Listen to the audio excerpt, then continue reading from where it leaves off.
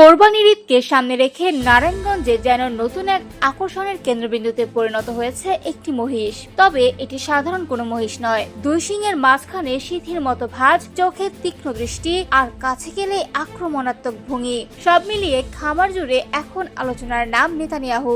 নারায়ণগঞ্জের বন্দর উপজেলার দাসেরগাঁও এলাকার এস ক্যাটেল ফার্মে দেখা মিলছে 750 কেজি ওজনের এই অ্যালবিনো জাতের মহিষটির। খামারিদের দাবি, চেহারা ও স্বভাবের অদ্ভুত মিলের কারণেই ইসরায়েলের প্রধানমন্ত্রী বেঞ্জামিন নেতানিয়াহুর নাম অনুসারে এর নাম রাখা হয়েছে নেতানিয়াহু। প্রতিদিন দূর দূরান্ত থেকে শত শত মানুষ ছুটে আসছেন এই মহিষটিকে এক নজর দেখার জন্য। কেউ ছবি তুলছেন, কেউ ভিডিও করছেন, আবার কেউ শুধুই অবাক হয়ে দেখছেন এর আচরণ।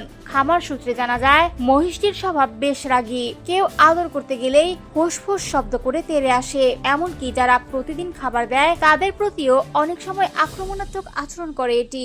দর্শনার্থীদের অনেকেই বলছেন, মহিষটির চোখের চাহনি আর আচরণে যেন এক ধরনের যুদ্ধংদেহী ভাব রয়েছে। আর সেই কারণেই সামাজিক যোগাযোগ মাধ্যমেও এটি নিয়ে তৈরি হয়েছে ব্যাপক আলোচনা। তবে মজার বিষয় হলো, শুধু একটি নয়, এই খামারে রয়েছে আরো 5টি অ্যালবিনো মহিষ, যাদের নাম রাখা হয়েছে নেতানিয়াহু 1 থেকে নেতানিয়াহু 6 পর্যন্ত। খামার কর্তৃপক্ষ জানায়, সবগুলোর মেজাজই বেশ চড়া। বিশেষ যত্নে বড় করা এসব মহিষের খাবারের তালিকায় রয়েছে ঘাস, ভুসি ও পুষ্টিকর খাদ্য।